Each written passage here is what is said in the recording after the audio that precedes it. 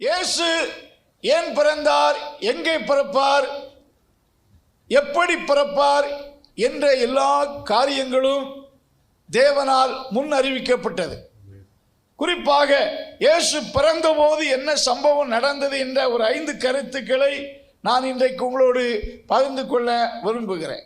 இயேசு கிறிஸ்து பிறப்பு உலகத்தில் பிறந்த எல்லாருடைய பிறப்பை பார்க்கிலும் it was so different from others. அதற்கு ஒரு எக்ஸாம்பிளாக எடுக்க வேண்டும் என்றால் மத்தேயு சுவிசேஷத்திலே 1-16 வசனங்கள் வரை வாசிக்கையில் ஆபிரகாம் ஈசாக்கை பெற்றான், ஈசாக்கு யாக்கோபை பெற்றான், இப்படி முற்பிதாக்களை பெற்ற அந்த வரலாறு எழுதப்பட்டிருக்கிறது. 17ஆம் வசனத்தை வாசிக்கையில் அங்க ஒரு சேஞ்ச் வருவதை நாம் பார்க்கிறோம். 16ஆம் வசனத்திலே யாக்கோபு மரியாளுடைய புருஷனாகிய யோசேப்பை பெற்றான், யோசேப்பு இயேசுவை பெற்றான் என்று அந்த பட்டியல் இட்டிருக்க வேண்டும். மரியாளிடத்தில் கிறிஸ்து எனப்படுகிற இயேசு பிறந்தார். அங்கு ஒரு மாற்றத்தை பார்க்கிறோம். ஆகையினாலே Jesus birth only is a different from the birth of all others in the earth. இவர் தெய்வீக குழந்தையாக தேவனுடைய வல்லமையினாலே பிறந்தார். அங்கே யோசேப்புக்கும் கிறிஸ்துவின் பிறப்புக்கும் எந்த கனெக்ஷன் கிடையாது. இவர் ஸ்திரீயின் வித்தாக இந்த உலகத்தில் பிறந்தார். அதைத்தான் கன்னிகையின் பிறப்பு என்று வேதத்தில் வாசிக்கிறோம். இந்த கன்னிகையின் பிறப்பை குறித்து பிதாவாகிய தேவன் ஆதியாகமம் 3:15 15ஆம் வசனத்திலேயே ஆண்டவர் கன்னிகையின் வயிற்றில் பிறப்பார் என்ற கருத்தை பதிவு செய்திருக்கிறார். ஏசாயா தீர்க்க தரிசனத்திலே 7ஆம் அதிகாரத்திலே கூட ஒரு வசனத்தை வாசிக்கையில் 7ஆம் அதிகாரம் 7:14 வாசியுங்கள். ஆதலால் ஆண்டவர் தாமே உங்களுக்கு ஒரு அடையாளத்தை கொடுப்பார், இதோ ஒரு கன்னிகை, ஒரு அடையாளத்தை கொடுப்பார், இதோ ஒரு கன்னிகை கர்ப்பவதியாகி ஒரு குமாரனை பெறுவாள், அவருக்கு இம்மானுவேல் என்று பெயரிடுவாள். Price God. ஒரு அடையாளத்தை கொடுப்பேன். ஏசாயா இந்த வார்த்தையை கூறுகையில் ஏசாயாவுக்கு நாம் எதை குறித்து பேசுகிறோம் என்று அவருக்கு புரிந்திருக்காது. ஒரு கன்னிகை கர்ப்பவதியாகி ஒரு குமாரனை பெறுவாள், அவருக்கு இம்மானுவேல் என்று பெயரிடுவார்கள் என்று ஏசாயா இந்த வார்த்தை சொல்லும் போது அவருடைய அறிவுக்கு அப்பாற்பட்ட ஒரு தெய்வீக வார்த்தை. அவர் யாரை குறித்து சொன்னார் என்று அவருக்கு தெரியாது. அந்நாட்களில் அந்த தீர்க்க தரிசனத்தை கேட்ட மக்களுக்கும் அது யாரை பற்றி சொன்னார் என்று புரிந்திருக்காது. ஆனால் இன்றைக்கு நமக்கு நிறைவேறினபடினாலே நன்கு புரிகிறது. ஆமென். இயேசு பிறந்தபடினாலே 2000 ஆண்டுகளுக்கு முன்பாக பிறந்தார் என்பது அதற்கு பின்பு அவருடைய சரித்திரம் ஆரம்பிக்கவில்லை. மரியாளும் யோசேப்பும் பிறப்பதற்கு முன்பாகவே இயேசு இருக்கிறார். அதைத்தான் ஆதியிலே வார்த்தை இருந்தது, இந்த வார்த்தை in the beginning there was a word. ஒரு வார்த்தை இருந்தது, அந்த வார்த்தை that word was God. அந்த வார்த்தை மாம்சமாகி கிருபையினாலும் சத்தியத்தினாலும் நிறைந்தவராய் நமக்குள்ளே வாசமணினார் என்று யோவான் எழுதுகிறார். இயேசு சொல்லுகிறார், ஆபிரகாம் உண்டாவதற்கு முன்பாகவே நான் என்ன செய்றேன்? இருக்கிறேன். ஆகையினாலே கிறிஸ்து பிறந்ததிலிருந்து கிறிஸ்தவம் தோன்றினது என்று சொல்வார்கள். ஆனால் கிறிஸ்துவானவர் ஆதியிலே இருந்தார். இயேசு பிறந்ததுதான் 2000 ஆண்டுகளுக்கு முன்பாக. ஏசாயா தீர்க்கதரிசி கிறிஸ்து வாழ்வதற்கு 700 ஆண்டுகளுக்கு முன்பாக வாழ்ந்தவர். அவர் சொல்லுகிறார், நமக்கு ஒரு குமாரன், ஒரு குழந்தை பிறந்தது என்றல்ல, நமக்கு ஒரு குமாரன் கொடுக்கப்பட்டார். இப்படி சகலத்தையும் அவர் குறிப்பிடுகிறார். அவர் பிறக்க போகிற தேசம், அவர் பிறக்க போகிற வம்சம், எந்த வம்சத்தில், எந்த கோத்திரத்தில், எல்லாமே ஆண்டவர் முன்னறிவித்தார். ஆகையினாலே it was the fulfillment of God's prediction. ஆண்டவர் பரலோகத்தின் தேவன் சகலத்தையும் ஞானமாய் செய்வார். எந்த நாள்ல அனுப்பணும் சொல்லி, எந்த ஊர்ல பிறக்கணும் சொல்லி தீர்மானித்த தேவன் பெத்லகேமில் பிறக்க வேண்டும். பெத்லகேம் என்றால் அப்பத்தின் வீடு. உலகத்தின் எல்லா மக்களுடைய ஆத்தும தாகத்தை, பசியை தீர்க்கக்கூடிய ஜீவப்பமாய் இயேசு அப்பத்தின் வீடாகிய பெத்லகேமில் பிறக்க வேண்டும் என்று இடத்தை குறித்த ஆண்டவர் அவர் பிறக்க வேண்டிய நேரத்தையும் நாளையும் அவர் குறித்திருந்தார். குறித்த வேளையில் இயேசு என்ன செய்தாரே? பிறந்தார். இயேசு பிறந்த போது சம்பவித்த 4 காரியத்தை குறிப்பிட விரும்புகிறேன். What did happen when Jesus was born? இயேசு பிறந்த போது நடந்த சம்பவங்கள் ஒரு 4 குறிப்பிட்டு சொல்ல விரும்புகிறேன். முதலாவது, அறிந்த விஷயமாயிருந்தாலும் மத்தேயு சுவிசேஷம் 2ஆம் அதிகாரம் 1ஆம் 2ஆம் வசனத்தை வாசிப்போம். ஏரோது ராஜாவின் நாட்களில் யூதேயாவில் உள்ள பெத்லகேமிலே இயேசு பிறந்த பொழுது, இயேசு பெத்லகேமில் பிறந்தபோது, when Jesus was born in Bethlehem, கிழக்கிலிருந்து சாஸ்திரிகள் எருசலேமுக்கு வந்து, யூதருக்கு ராஜாவாக பிறந்திருக்கிறவர் எங்கே? கிழக்கிலே அவருடைய நட்சத்திரத்தை கண்டு, பாருங்கள், கிழக்கிலே அவருடைய நட்சத்திரத்தை கண்டு அவரை பணிந்து கொள்ள வந்தோம் என்றார்கள். Praise God. இங்கே பார்க்கிறோம், இயேசு பெத்லகேமில் பிறந்தபோது கிழக்கிலே அவருடைய ஒரு நட்சத்திரம் இல்ல, அவருடைய நட்சத்திரத்தை கண்டோம். இயேசு பிறப்பதற்கு முன்பாகவும் பிறந்த பின்பும் அநேக ஸ்பெஷல் ஸ்டார் வானத்தில் தோன்றியிருக்கலாம், மறைந்திருக்கலாம். இதை அவருடைய நட்சத்திரம். இந்த நட்சத்திரத்திற்கும் மற்றும் இயேசு பிறப்பதற்கும் பிறந்த பின்பு வானத்திலே தோன்றி மறைந்த பல ஸ்பெஷல் நட்சத்திரத்துக்கும் உள்ள வித்தியாசம் என்ன? இந்த நட்சத்திரம் கிழக்கிலே தோன்றி எருசலேமுக்கு நேராக மூவானது. இவர்கள் எருசலேமுக்கு நேராக போகையில் ராஜா கண்டிப்பாக அரண்மனையில் தான் பிறக்க வேண்டும் என்று ஏரோதுவிடத்தில் விசாரிக்க சென்றார்கள். அப்பொழுது அந்த நட்சத்திரம் மறைந்து விட்டது. அல்லேலூயா. மீண்டும் அரண்மனை விட்டு வெளியே வந்தபோது அவர்கள் கண்ட நட்சத்திரத்தை மீண்டும் கண்டார்கள். பெத்லகேம் என்பது எருசலேமுக்கு தெற்கே ஒரு 5 மைல் டிஸ்டன்ஸில் இருந்தது. இவர்கள் ஒட்டகத்தில் வந்திருக்கிறார்கள். பெத்லகேமுக்கு நேராய் செல்ல செல்ல அந்த நட்சத்திரமும் அவர்களுக்கு முன்னே போகிறது. அல்லேலூயா. The star guided the wise men. அப்படியே ராஜாவாக பிறந்த இயேசு கிறிஸ்து ஒரு சின்ன வீட்டில் தான், பெத்லகேமில் இயேசு பெரிய மாடி வீட்டில் ஒன்றும் இருந்திருக்க மாட்டார். அவருடைய குடும்பம், 2 பேருடைய குடும்பமும் ரொம்ப தரித்த ஒரு பாவர்ட்டி, வறுமையின் கீழ் வாழ்ந்தவர்கள். ஜோசப் பிழைப்புக்காக யூதேயாவிலிருந்து கலிலேயாவுக்கு சென்றிருக்கிறார். அவர் தச்சு வேலை செய்தவர் என்று சொல்லுகிறார்கள். முற்பிதாவின் வீட்டுக்கு பிறந்த குழந்தை எடுத்துக்கொண்டு பெத்லகேமுக்கு வந்திருக்கிறார்கள். நட்சத்திரம் பிறந்த போது கிழக்கில் தோன்றினது. அவர்கள் எவ்வளவு நாள் பிரயாணப்பட்டு வந்தார்கள் என்று தெரியாது. அவர்கள் ஸ்காலர், சயின்டிஸ்ட் என்று சொல்லுகிறார்கள். ஏழு இடத்தில் சென்ற போது they were welcomed by Herod என்று சொன்னால் சாதாரண மக்கள் அல்ல.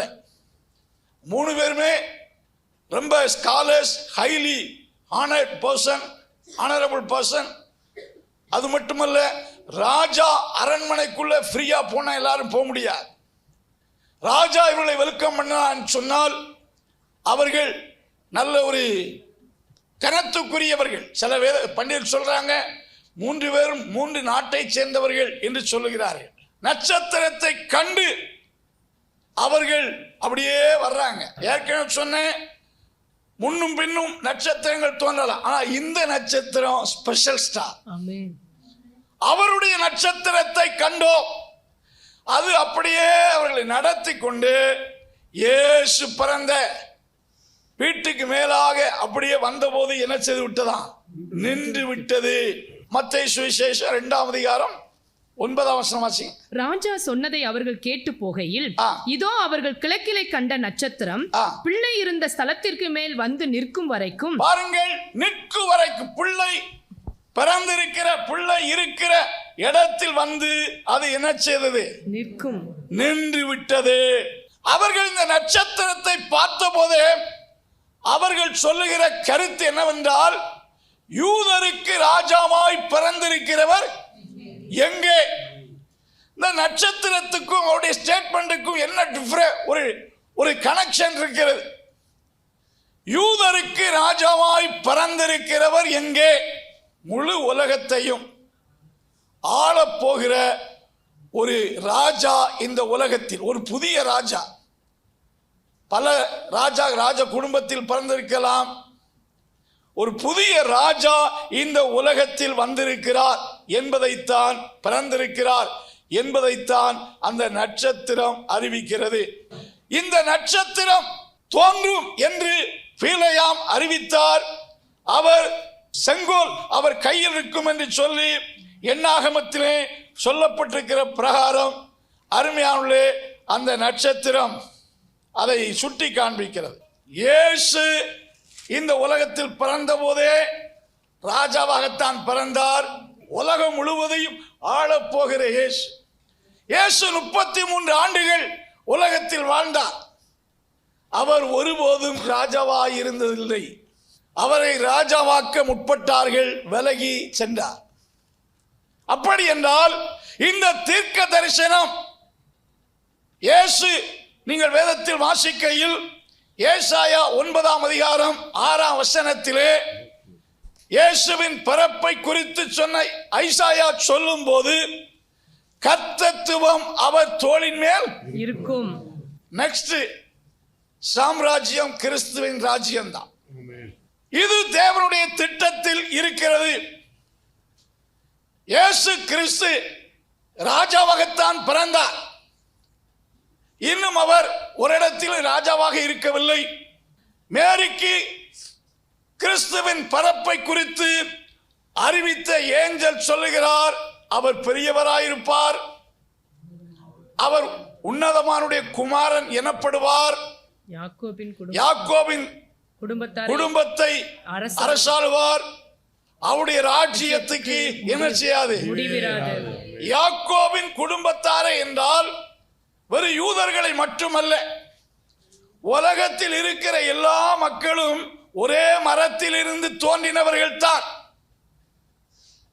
ஒரு மரம் காய்த்த கனிகள் விதைகள் மூலமாகத்தான் இந்த உலகத்தில் மனுஷ ஜாதி பிறந்திருக்கிறது.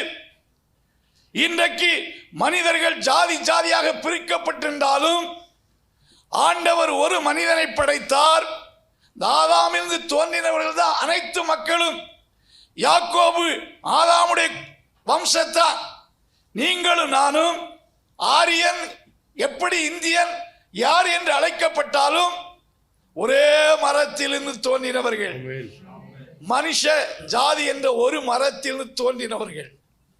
சகல ஜாதிகளையும் ஆளுகை செய்ய இயேசு வரப்போகிறார். ஆமென். The kingdom of the world, the government of the world will be upon his shoulder என்றால் அவருடைய கட்டுப்பாட்டில் இருக்கும். இயேசு ராஜாவாக வருவார். அல்லேலூயா.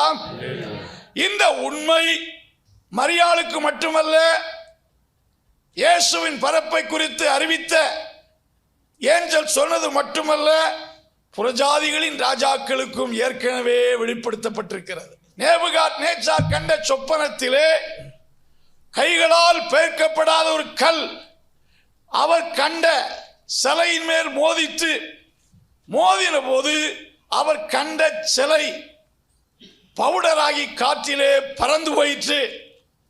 அந்த கல்லோ வந்தால் பூமியெல்லாம் என்ன செய்து நிரப்பிற்று. அந்த கல் மோதுகிற இடம் என்ன என்றால் பாதத்தில் மோதுகிறது. இந்த பாதம் என்பது பாதி களிமண் பாதி இரும்பு. இன்றைக்குள்ள அரசியல் நிலைமை அதுதான். எல்லா நாட்டினுடைய நிலையிலும் இரும்பும் களிமண்ணும் ஒன்று ஒட்டாதது போல எந்த நாட்டை எடுத்துக்கொண்டாலும் யார் ஆட்சி செய்தாலும் அங்க இது போன்ற ஸ்தோத்திரம் சூழ்நிலைகள் தான் இருக்கிறது. இந்த கடைசி நாட்களில் இயேசு வருவார், பாதத்தில் மோதுவார். அவன் கண்ட அந்த சிலைக்கு விளக்கம் தானியேல் கொடுக்கிறார். தலை நீர், மார்பும் கைகளும் என்று சொல்லக்கூடிய மேதிய பர்சியா, இப்படி பல ராஜ்யங்கள் தோன்றும். கடைசியில அந்த கால் அந்த இடத்துல கிறிஸ்துவாகிய கல் வந்து மோதி இந்த உலகத்தை எல்லாம் என்ன செய்யும்? நிரப்பிற்று. அப்பொழுது இந்தியா கிறிஸ்துவின் ராஜ்யமாகும். அன்றைக்கு உலகத்தில் இருக்கிற எல்லா கம்யூனிஸ்ட் நாடுகளும் கிறிஸ்துவின் ராஜ்யங்களாக மாறும். கிறிஸ்தவர்கள் தேசத்தை பிடிக்க வேண்டிய அவசியமில்லை. கிறிஸ்துவே ராஜ்யமாக எல்லா ராஜ்யங்களும். இரண்டாவது, இயேசு பிறந்த போது நடந்த சம்பவம் என்ன? லூக்கா சுவிசேஷம் 2ஆம் அதிகாரம் 8 அப்பொழுது அந்த நாட்டிலே மேய்ப்பர்கள் வயல்வெளியில் தங்கி, பாருங்கள், இயேசு பிறந்து முன்னணியில் கடத்தப்பட்டிருக்கிறார். அப்பொழுது அந்த நாட்டின் மேய்ப்பர்கள் ராத்திரியிலே தங்கள் மந்தையை காத்து கொண்டிருந்தார்கள். அவ்வேளையில் கர்த்தருடைய தூதன் அவர்களிடத்தில் வந்து நின்றான். கர்த்தருடைய மகிமை அவர்களை சுற்றிலும் பிரகாசித்தது. Praise God. இந்த வசனத்திலே பார்க்கிறோம், when Jesus was born, the angel of the Lord appeared to the shepherd who were keeping their flock. தங்கள் மந்தையை ராத்திரியில் காத்து கொண்டிருந்த மேய்ப்பர்களுக்கு ஏஞ்சல் வந்து தோன்றி சொல்றாரு, சற்ற ஃபியர், நான் பயப்படாதீங்க, உங்களுக்கு ஒரு நல்ல செய்தியை கொண்டு வந்திருக்கிறேன். ஸ்தோத்திரம். அது என்ன செய்தி என்றால், எல்லா ஜனத்துக்கும் மிகுந்த சந்தோஷத்தை உண்டாக்க நற்செய்தி கொடுக்கிறேன். கர்த்தராய் இயேசுவின் இரட்சகர் தாவீதின் ஊரிலே பிறந்திருக்கிறார். Jesus was born as the savior of the world. ஆண்டவர் ஒரு ராஜாவாக பிறந்தது மட்டுமல்ல, இங்கே மீட்பராக பிறந்தார். ஸ்தோத்திரம். இந்த வசனத்திலே பார்க்கிறோம், unto you a savior is born in the city of David today. இன்றைக்கு தாவீதின் ஊரிலே ஒரு மீட்பர் பிறந்திருக்கிறார், ஒரு சேவியர் பிறந்திருக்கிறார். இது உங்களுக்கும் சகல ஜனத்துக்கும் சந்தோஷத்தை உண்டாக்குற நற்செய்தி.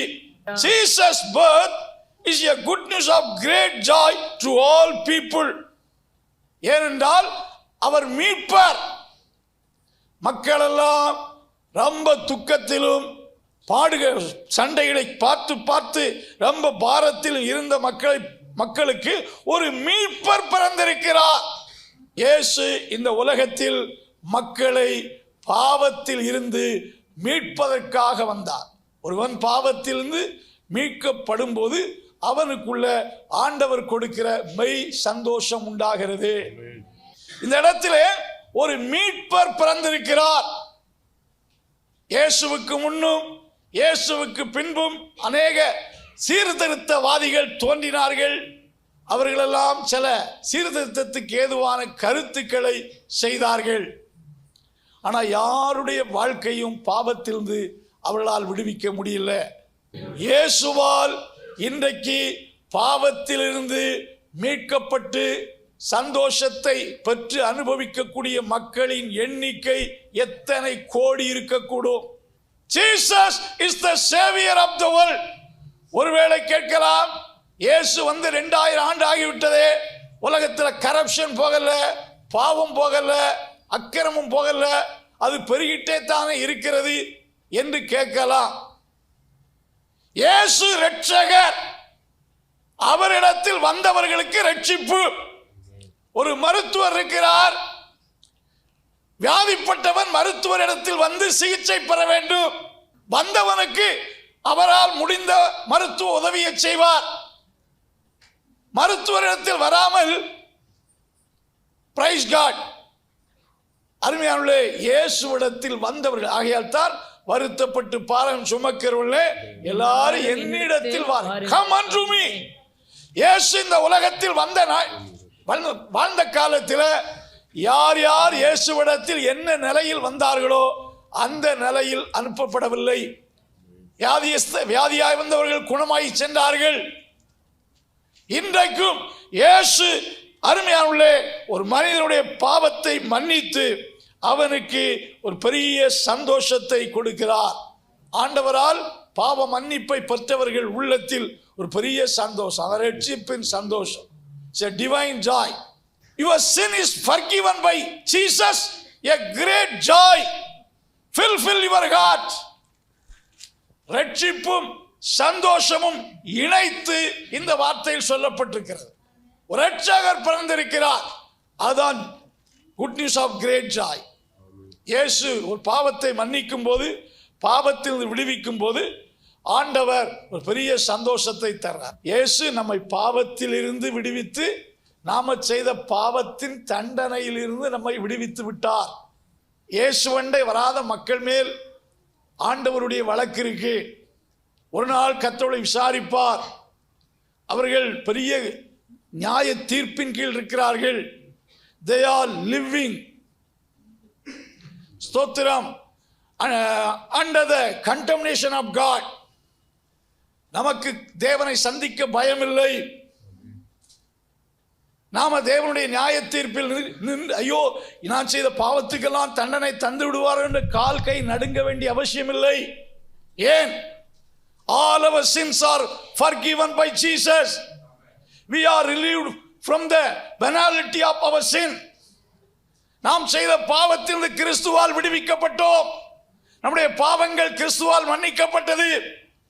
பாவிகளை ரட்சிக்க கிறிஸ்து இயேசு உலகத்தில் வந்தார். பாவத்தில் வாழுகிற மனிதன் கிறிஸ்துவிடத்தில் வரும்போது ஆண்டவர் விடுதலை கொடுக்கிறார். இன்றைக்கும் கிறிஸ்துவால் விடுவிக்கப்படக்கூடிய மக்கள் பல கோடிகள், விடுவிக்கப்பட்டவர்கள். இயேசு கிறிஸ்துவின் பிறப்பை குறித்து ஏஞ்சல் இங்கே மந்தை மேய்ப்பவர்களுக்கு சொல்லும் போது ஒரு நற்செய்தி உங்களுக்கு சொல்லுகிறேன். இரட்சகர் ஒருவர் பிறந்திருக்கிறார், பயப்படாதீர்கள். கர்த்தராகிய கிறிஸ்து இரட்சகர் உங்களுக்கு அனுப்பிச்சிருக்கிறார். இந்த செய்தியை கேட்ட அவர்கள் அப்படியே போய் பார்த்தாங்க. சந்தோஷமாய் பார்த்து அவரை துதித்து கொண்டு திரும்பினார்கள். மூன்றாவது, when Jesus was born, a multitude of the heavenly host appeared in the sky, praised and worshiped Jesus and God. இயேசுவாகிய தேவனை, இயேசு இந்த உலகத்தில் ராஜாவாக பிறந்தார். இயேசு இந்த உலகத்தில் யாரா வந்தாரு? இரட்சகராக பிறந்தார். Jesus came to this earth as God. தேவனாக வந்தார். He was God. ஆதி தேவனோடு இருந்தார், தேவனாய் இருந்தார், தேவனுக்கு சமமாய் இருந்தார், தேவனுடைய தற்சுரூபமாய் இருந்தார். He was an exact image of God. தேவனுக்கு தேவனாக இருந்தார். தேவனாய் இருந்த அவர் மக்களை மீட்பதற்காக அடிமையின் ரூபத்தை எடுத்தார். தன் மேன்மையெல்லாம் விட்டு விட்டு இந்த பூமிக்கு பிறந்ததைத்தான் வந்ததைத்தான் கிறிஸ்துவின் பிறப்பு என்று நாம் கொண்டாடுகிறோம். இயேசு பிறந்த போது தூதர்கள் தேவனை தவிர யாரையுமே தொழுது கொள்ள மாட்டாங்க. ஒரு தூதனுக்கு முன்பாக யோவான் சாஷ்டாங்கமாய் விழுந்து வணங்கின போது தூதன் சொன்ன வார்த்தை என்ன? என்னை வணங்காதே, நானும் உன்னை போல தேவனை தொழுது கொள்கிறவன். கர்த்தரை இனச்சை தொழுது கொள். Angel never bow down before anybody. எந்த ராஜாவுக்கோ முன்பா வணங்க மாட்ட. தேவனை தவிர தேவதூதர்கள் யாரையும் என்ன செய்ய மாட்டாங்க, பணிந்து கொள்ள மாட்டார்கள். இங்க இயேசு பிறந்த அந்த க்ஷணத்திலே பரமசேனையின் திரள் என்று சொல்லும் போது அதை நீங்கள் எபிரேயர்கள் நிருபம் 1ஆம் அதிகாரம் 7ஆம் வசனத்தில் அன்றைய தினத்தில் பரலோகத்தில் இருந்த தூதர்கள் அத்தனை பேருமே பூமிக்கு வந்துட்டாங்க. பரலோகம் ஏஞ்சல்ஸ் இல்லாத ஒரு இடமாய் மாறினது எப்பொழுது என்றால் கிறிஸ்து பிறந்த நாள்ல. எபிரேயர் 1:7 வாசிங்க. தமது முதற் பேரானவரை உலகத்தில் பிரவேசிக்க செய்த போது, இயேசுவை உலகத்தில் அனுப்பின போது தேவதூதர் யாவரும் அவரை தொழுது கொள்ள கடவர்கள் என்றார். அவரை தொழுது கொள்ள கடவர்கள் என்றார். தேவதூதரை குறித்தோ அச்சனமே லூக்காவிலே அந்த சனமே பரமசேனையின் திரள். கொஞ்சம் யோசித்து பாருங்க. அன்றைக்கு அந்த வானத்தில் அந்த காட்சியை மேய்ப்பர்கள் பார்த்திருப்பார்கள். அந்த வானத்திலே அதாவது ஒரு 10,000 அல்ல, தேவ தூதர்கள் சேனை, மல்டிடியூட். அந்த வசனத்தில் பார்க்க multitude of the heavenly host, திரள் சேனை, எண்ண முடியாத தேவ தூதர்கள் சேனைகள் அப்படியே ஆகாயத்தில் மேல் நின்று உன்னதத்தில் தேவனுக்கு மகியும் பூமியில் சமாதானம் உண்டாவதாக என்று சொல்லி தேவனை துதித்தார்கள். கிறிஸ்துவாகிய தேவனை துதித்தார்கள்.